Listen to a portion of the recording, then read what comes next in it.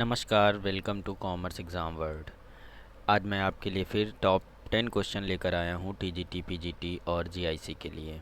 ठीक है, आने वाली आगामी परीक्षा जो टीजीटी और पीजीटी की है, कॉमर्स के अभ्यर्थी इन प्रश्नों का जो है प्रैक्टिस कर सकते हैं और एग्ज़ाम के लिए तैयार कर सकते हैं। ठीक है, तो मैं समय न गवाते हुए स्टार्ट करता हूँ। देखिए, पहला क्वेश्चन है, आधुनिक लेखांकन प्रणाली का जनक किसे माना जाता है?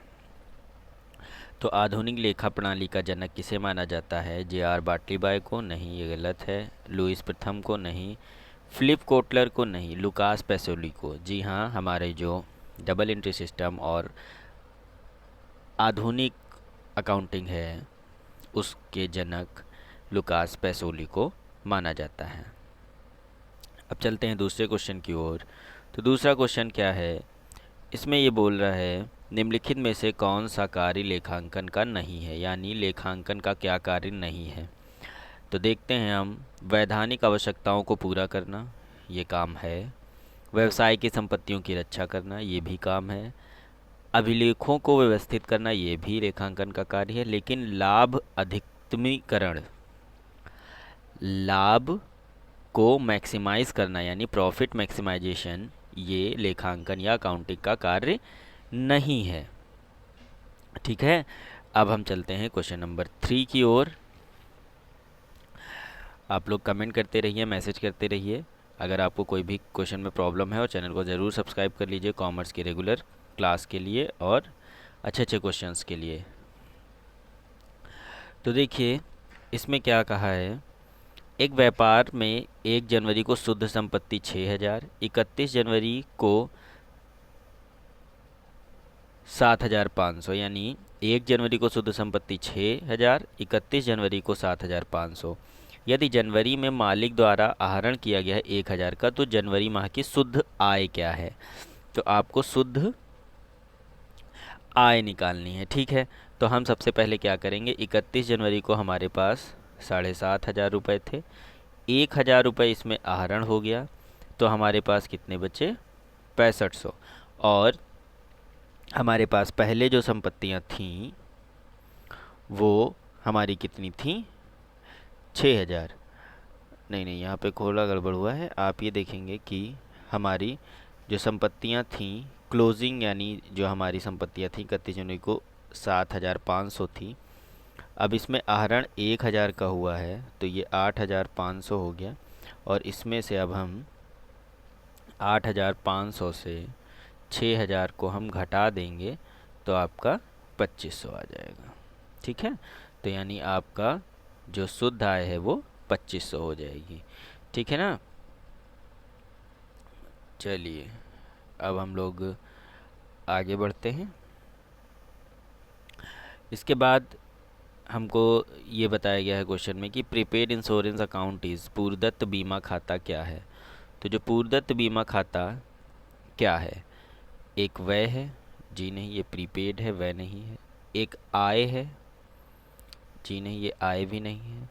एक लायबिलिटी है? जी नहीं। प्रीपेड इंश्योरेंस को हम कहाँ लिखते हैं? संपत्ति में, यानी हमारी ये एक एसेट्स है, हमारी एक एसेट्स है। ठीक है, आप लोग सब्सक्राइब कर दीजिए चैनल को ताकि आपको रेगुलर इन्फॉर्मेशन मिलती रहे कॉमर्स क्लास के रिलेटेड, और आपको कॉमर्स क्लास की सारी वीडियोस आपको इस चैनल पर मिलेंगी।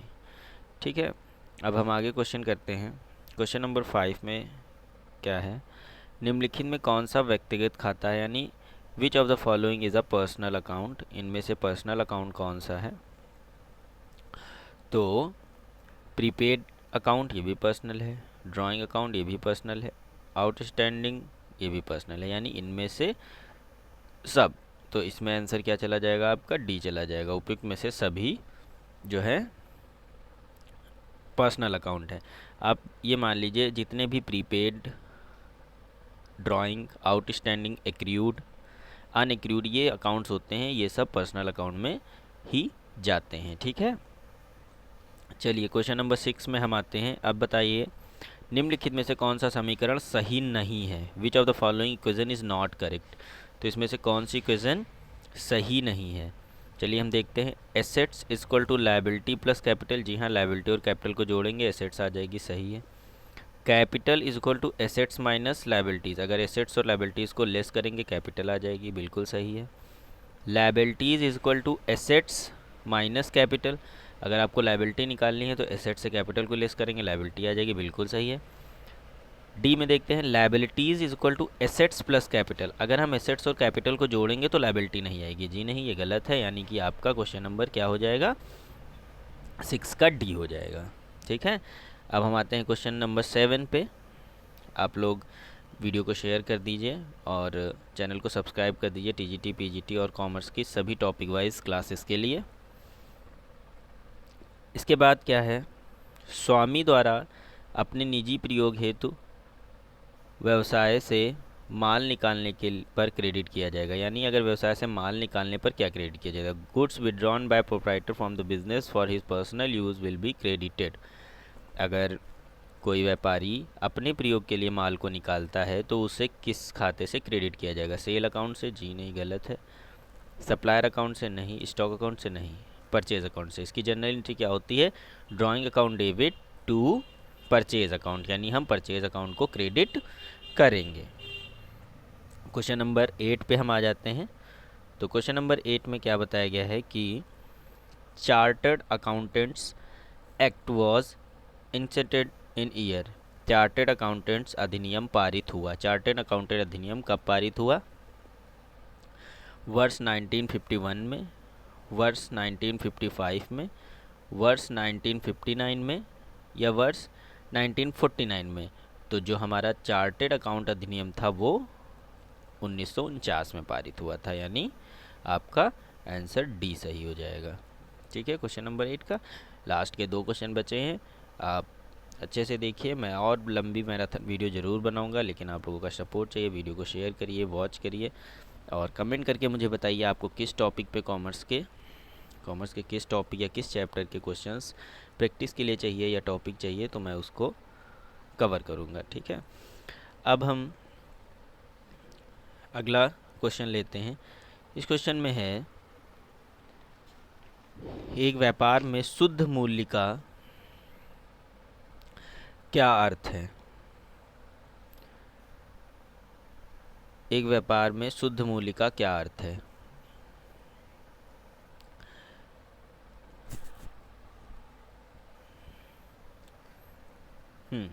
तो क्या बताया गया है कि net worth of a business means, तो नेट वर्थ क्या होती है एक बिजनेस की, तो इक्विटी कैपिटल, नहीं ये गलत है, कुल संपत्ति नहीं, fix assets minus current assets नहीं, हमारी जो नेट वर्थ निकलती है वो निकलती है टोटल एसेट्स को जब हम टोटल एक्सटर्नल लायबिलिटीज से लेस कर देते हैं, यानी कुल संपत्तियों से कुल बाहरी दायित्व को जब घटा दिया जाता है तो आपका शुद्ध मूल्य या नेटवर्थ निकलती है किसी भी कंपनी या किसी भी बिजनेस के। ठीक है, अंतिम और लास्ट क्वेश्चन इस वीडियो का, आप बताइए, कैपिटल ऑफ बिजनेस, व्यवसाय की पूंजी क्या है, यानी जो हमारे बिजनेस में कैपिटल लगी होती है वो क्या होती है, कैश होती है, एसेट्स होती हैं, लायबिलिटी होती है, या इनमें से कोई नहीं होती।